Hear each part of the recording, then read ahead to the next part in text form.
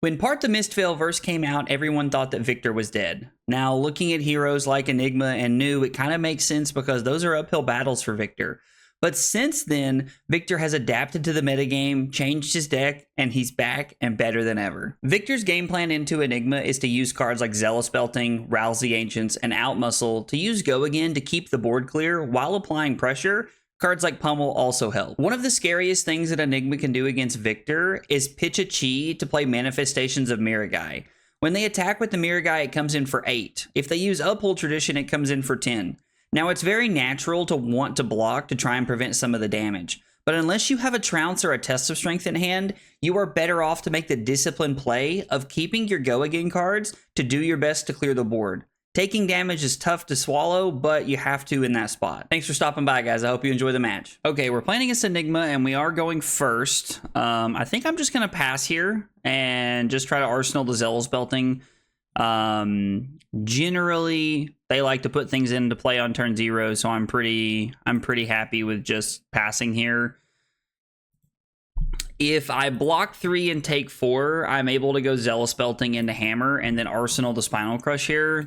There was a world where I could go to 33 and I could throw both the Zealous Belting and the Spinal Crush, but I don't think that's correct. I think I'm better to save a little bit of life here and try applying pressure. I took 4 instead of taking 1 by not blocking with the Spinal Crush because I think ultimately having another power card in Arsenal is the best way to go.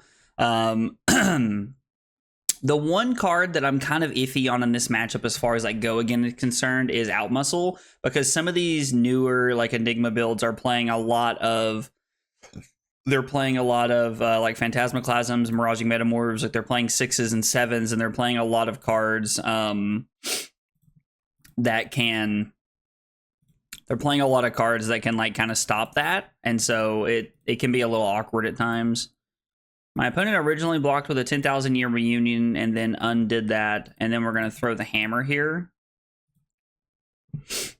I'm curious to know, based off the way they're playing, if they're just going to take 6 here. The 10,000 Year Reunion seems like something they would want to set up, so I don't know how they're looking to do that unless they arsenal to Spectral Manifestations. No, it's just E-Strike for 7. So this hand is interesting because we can go Outmuscle into the weakest link here, but I really don't want to take 7. Part of me wants to just block with the weakest link and throw Spinal Crush, arsenal the Outmuscle, but again, that puts us taking 4. This is just like some weird turn cycles where our opponent is just kind of like outvaluing us, which is a little awkward.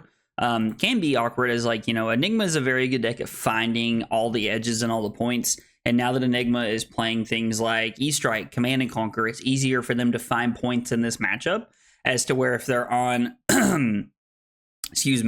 if they're on less attacks, then there's things that I don't have to block, and I really get to determine when I want to play offense. And I think ultimately that's what gives Victor not as bad of a matchup into the Enigma hero as people originally thought. I assume there's a D-React incoming here. Yep. Fate Foreseen, they take 2, go to 34. We are behind on life, which is a little unfortunate. We're going to arsenal the Outmuscle.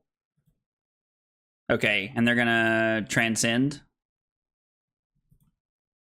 I mean, I was like, you're going to have to like start the turn over here. They definitely should have done it in the other way, which I think is what they were trying to do, because they wanted to be able to put the other chi on the bottom of the deck if they wanted to, was what they were going for there, I feel like.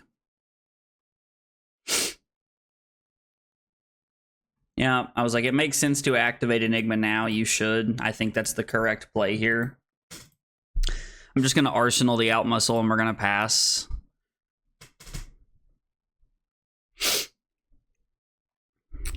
Outmuscle. So if I use Tunic to draw a card, I can go Outmuscle into E-Strike.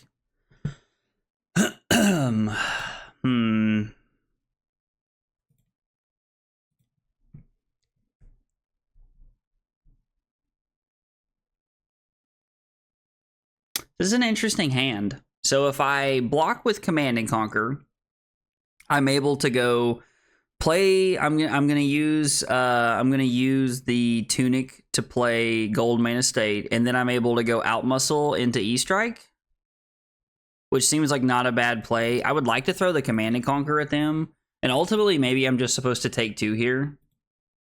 Okay, they're just gonna play the Restless Coalescence and then attack me for 4.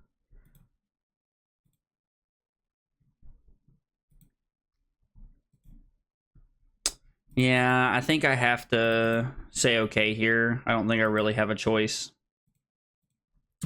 We're going to hope they don't rip something good here. Oh yeah, we're not gonna have to pitch the Thunk here. And then it's pitch the Thunk to throw Outmuscle here. Creating that second gold gives us some value as we start to draw into our Trounces, into our tests of strengths. And so as we start to look further into that game plan a little bit. We haven't really seen any tests of strengths or Trounces yet, and honestly, seeing those is pretty important. The Trounces and tests of strengths get a lot of value against Enigma, unlike other illusionist heroes, so there's a lot of value there for us to actually want to see those cards and to block with them efficiently. I'm curious if they have a 6. The Outmuscle here is a little bit of a risky play. It's also worth noting that we could just throw the Hammer for 6 if we didn't feel like a breakpoint was warranted here. Kind of depends on how our hand looks. Are they just gonna lose everything? Okay, that makes me just want to throw the Hammer for 6 here and then Arsenal the E-Strike. And they do give the standing order there. Okay. Guess I just made the decision they weren't going to attempt to protect their board, was really what they were going for there. The Trounce could get a lot of value here. Winning with the Thunk is huge because that gives us the ability to throw Rouse for 9 go again.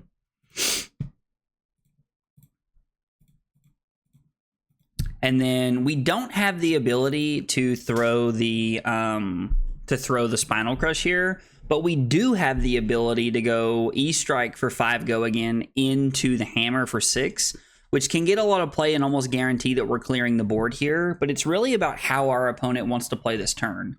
Like how they feel about this, how they think it's going to play out for them. We could, on the other side of this, make the decision to break the gold and have 2 resources floating. If we rip a blue, we can throw the Spinal Crush for 9, which has a lot of value here. Ooh, are they going to try and protect the board? No, they're just blocking efficiently. So using the go again here doesn't really get us the value we want. I think it's still worth it, though. I mean... Sorry, I picked the wrong mode there. We're supposed to pick go again, Dodoi. So throwing 5 go again here does buy us some life, and then being able to throw the Hammer also buys us some life.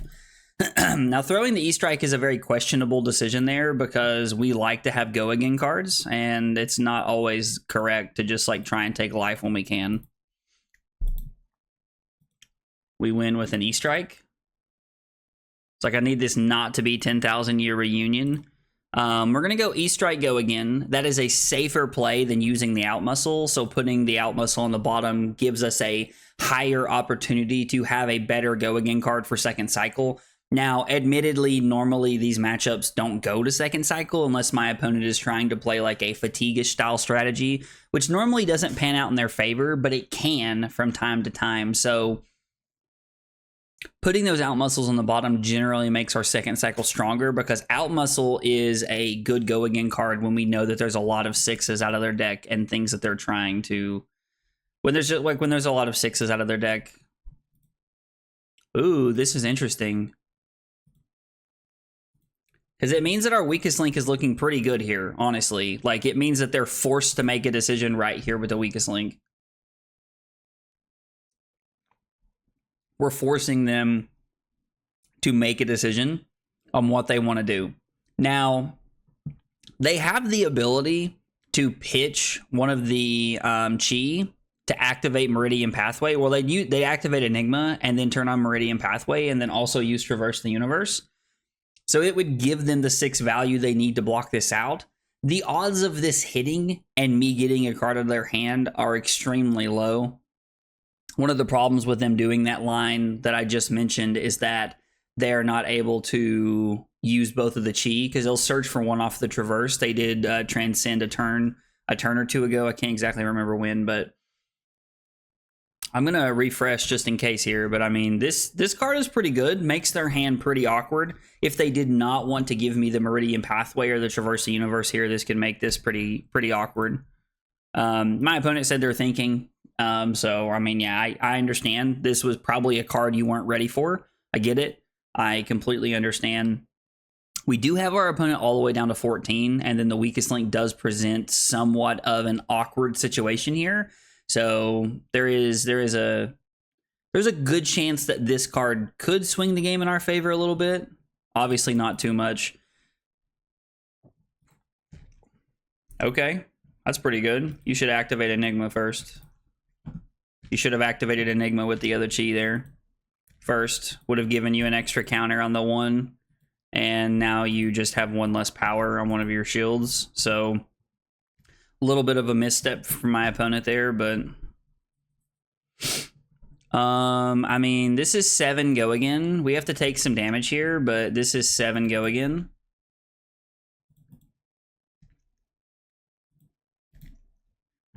Okay. And then use the Tunic to throw one of those for 2. So it puts me to 21. Now, with 4 Spectral Shields in play, we're going to hope they don't rip a Coalescence. Coalescence would be very bad for us. Would give them a lot of value to get extra Spectral Shields and then kind of play protect the Queen a little bit with a little bit of, like, you know, a larger aura that can attack in each turn. But I don't know. I'm curious to see how they play this out, because it's 7 into 6, which means they could very easily give a card in a defense reaction, or if they just have a red unmovable, they could just pitch a card and then give the unmovable to protect the board. And then they could also just give us a card and like lose a couple of Spectral Shields, or probably 3 more likely is the case. But if they lose 3 Spectral Shields, then they're getting to keep some pressure on the board.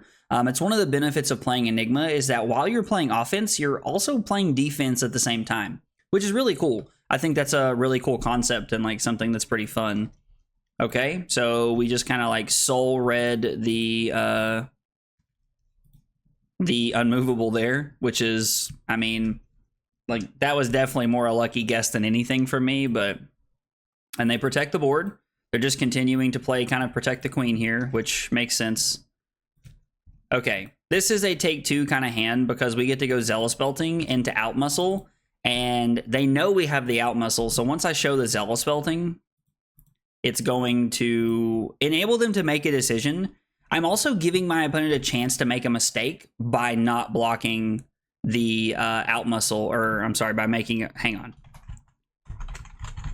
My opponent said they need a minute, so they're stepping away for a second, but it gives us the option when we throw Zealous Belting. If they forget that we have an out muscle in Arsenal, it gives our opponent a chance to make a mistake and to plan to keep their board, but not be able to because of the out muscle, which could be very valuable for us. Okay, our opponent's back from their break here, and we are throwing Zealous Belting for 5 go again at them. We're going to see how they block. And again, we had just talked about how we have the potential for them to make a mistake here with the out muscle. It even looks like they are potentially trying to hold cards so that they can keep that value. We're going to throw it at them here and see if they played around it. They did. They plan to keep this value here, which is a little awkward because it leaves us arsenaling a Chokeslam. But that's okay. We have the Test of Strength here, which probably bails us out pretty well. I think we're going to crack a gold. Actually, I don't need to put this on the bottom, do I? So I don't need to crack here. I can leave the Goldmane Estate in play, which is pretty good because it gives me the ability to draw into it and throw it. So, and use it, I mean. What is the value of cracking right now to draw into it? So we go down to 3 gold. We have 1 floating. We play it. Hope we draw into a blue. We're better off to just throw 5 go again into 6 here and then try to set up My opponent's probably going to go get a Chi here so that they can play the Mirror Guy. The Mirror Guy was on the top of their deck. Part of me almost wanted to reclash just to put the Mirror Guy on the bottom of their deck, but I don't know. It's an interesting choice because if we win, we're not able to make that. So the only way that we're able to make that choice is if we reveal something like a Pummel or another Clash card, or if we reveal something like a Visit Goldmane Estate, which is what we have on top. So we've seen 1 Trounce and 2 Tests of Strength so far. And we haven't really had to reclash, so it's looking pretty good so far. We clear the board, and we are going to throw the Chokeslam here. Not that it's super relevant. Like, the Chokeslam is attack action cards, so it doesn't really affect their Mirai. It just makes them weapons. The Cosmo just makes them weapons, so it's not like super effective to it. But yeah, this is what I was afraid of here. They go and get a Chi, and my opponent's going to attempt to put a lot of pressure on us this turn. And we draw a Command and Conquer Pummel. Okay. So they play Spectral Manifestations. And then... Okay, so they had double Mirror Guy here.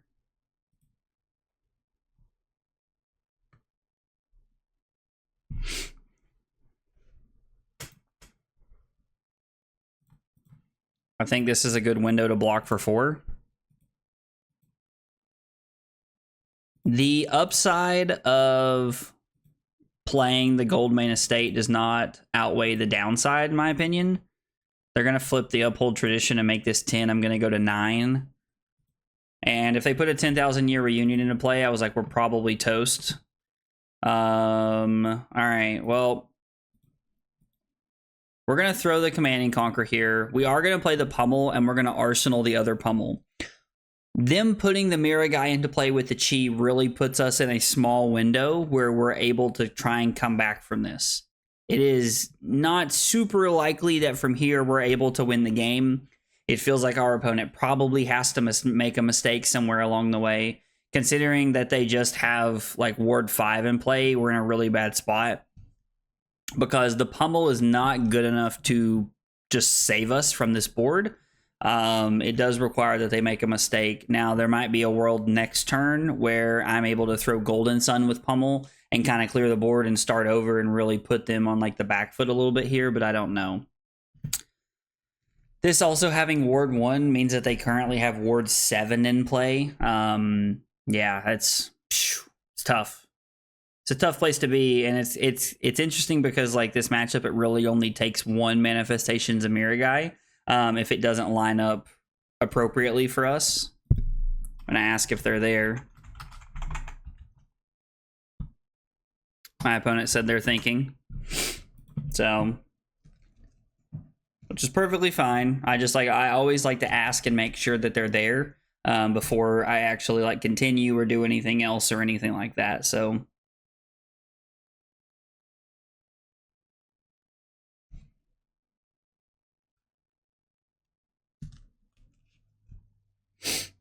they're really in the old think take here, which I mean is fine. Like that's what the allotted game time is for, you know, is so that they can think and try to figure things out as they're looking at it. But we're approaching the part of the game now where if I was playing in a competitive tournament, I would be like, you need to make a decision. Like you need to further the game state here in some fashion. Like that's not me trying to be rude. I don't mean that in a hateful way. I simply mean that from a point of view of I would like for people to further the game, and I'm playing Victor, which can be a longer game depending on the hero you're playing.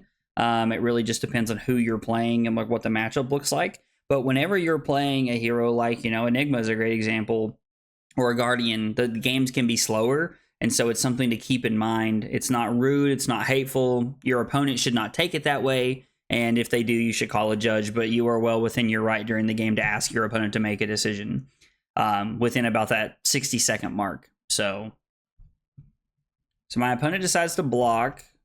This is 8, 9, 10, which means if I pummel them, I get to I'm still clearing their board here if we play the Pummel, which is what I need to be doing.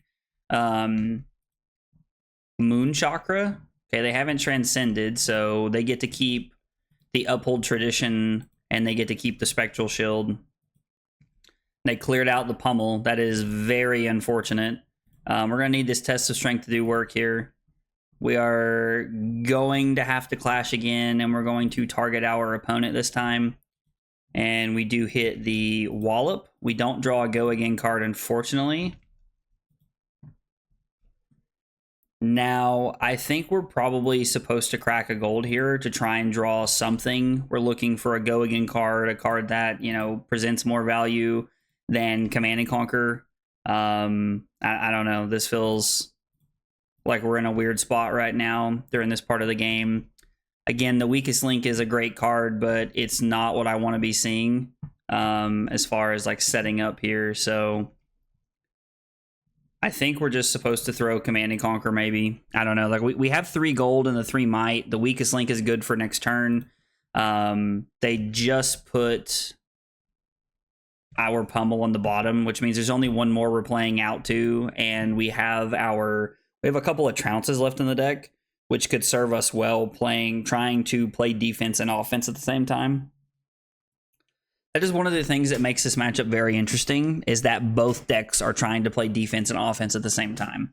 It's tough because as Guardian, Enigma can overwhelm the board. Like as an Illusionist, they can just overwhelm the board and make it tough. Just too much of a board can do a lot of things, so they're taking damage, losing their board and their arsenal. And then I think we're going to pass on we're going to ponder and then heave. I am not going to heave, and I'm going to arsenal my E-Strike. We did not draw into a card that we really wanted to see here, I feel like. So they have one floating, which means it's going to be the Spectral Shield.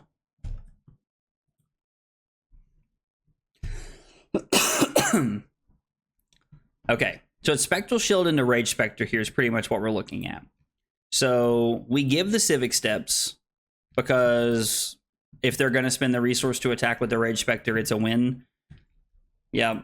And then we're going to block with the Thunderquake here. Take 3, go to 5.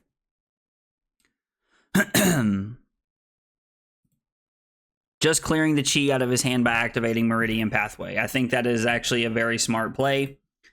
I get to name Go Again. This is 8 Go Again, which has a decent chance of clearing the board and hopefully putting our opponent on the back foot. They have Meridian Pathway available to them, but I'm hopeful that this turn works out in a way to where we're able to strip some of their hand right here and also throw the Weakest Link. Also think this is a really interesting card. The second Tentative Chi Wind is something that I've been seeing more regularly in Enigma lately, and it's interesting. I don't know that I agree with it, but it's very interesting to say the least.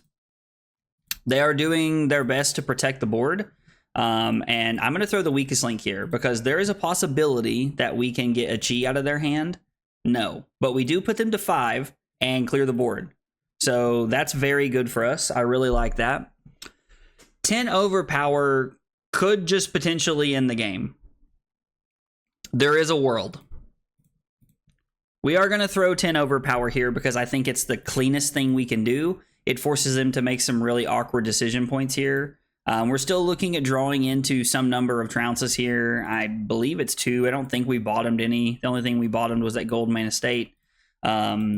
So looking to drop in the ocean, make this 9. This now blocks 3. Activate Enigma, turn on Meridian Pathways. You're currently blocking 6. That blocks 7. You take 2, go to 3. And then we get to Arsenal Spinal Crush. That is a tough situation, as they say. So I could block 6, take 2, go to 3, and then hopefully the Trounce throws me into something really clean here. We're just going to block like this. We need this Trounce here. That is tough. This is a 6 on top, so there is actually a decent chance that we lose this, but I think we need to anyway. We reveal an 8 and then a Trounce. That is unfortunate. So we fall down. We have the Trounce, so cracking the gold doesn't really do us anything. The problem here is that if they have 3/3 blocks and are just able to block this out, we're in a tough spot. Okay, so they're currently losing. Nope. So they didn't have 3/3 blocks, but they did block this out, and they can still throw this for 8 at us. Okay. So the Golden Sun doesn't end the game here, but if we can win this Trounce, we're in a good spot. Winning with the Golden Sun is really solid. That's actually a really good line for us, because we get to throw 11 overpower, more than likely clearing the board, and then hopefully we're able to go into the following turn, keep a blue, and still try to come out ahead here. Now, they put our other Pummel, well, we put our other Pummel on the bottom with a Reclash. I reclashed instead of trying to potentially draw into it because it was the first reveal off of a Trounce, so it was going to the bottom regardless. So they would stay at 3 here and lose their board. Rage Spectre. We get to block 6. We get to use Tunic to throw the gold here. Generating that extra gold off revealing the Golden Sun through our Trounce was actually like an insanely strong play for us, because it means that we still have an extra gold lith. We still have an extra gold that we can like reclash with. We can draw a card. There's a lot of options, utility that we leave available to us here. And okay, opponent does this, and they take 5 currently, and they did. Okay.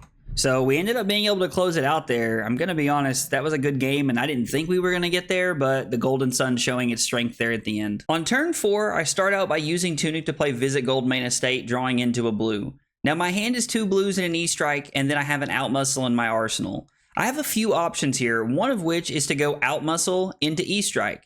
Another one is to go E-Strike for go again into pitch a blue for hammer, or we have the option of go Outmuscle pitching a blue and then pitch a blue to throw the hammer. Now, throwing the Outmuscle is a little bit of a risky play because a lot of these Enigma lists have been playing Command and Conqueror, Miraging Metamorph, Phantasmaclasm, all of these cards that can stop Outmuscle in its tracks. And with a Restless Coalescence with a few counters on it on the board, it's a scary place to be in if they do stuff our turn. Turn 5 ended up being a very good tempo swing for us, as I was able to block with a Trounce and win with a Thunk, giving us the extra might. From here, I was able to throw Rouse the Ancients for 9 go again, into E-Strike for 5 go again, into the hammer for 6. This ends up being a really solid turn that clears the board and gives us a little bit of a life lead, which is where you want to be against Enigma. On turn 14, my opponent comes in with Manifestations of Miragai for 8. I'm able to block with a piece of equipment, a Trounce, and a blue card. Now this gives me the ability to win the Trounce, and I actually reveal a Golden Sun on the second Trounce reveal, which is a huge win for us because it gives us the gold that we need to throw the Golden Sun in hand and then set up the Arsenal Golden Sun so that we can go 11 overpower into 10 overpower, which actually ended up closing out the game for us. Guys, if you see anything you think I missed, let me know in the comments down below. I'd love to hear about it. If you enjoyed the video, be sure to like and subscribe for more content. Thanks for watching, and I'll see you next time. Take it easy, guys.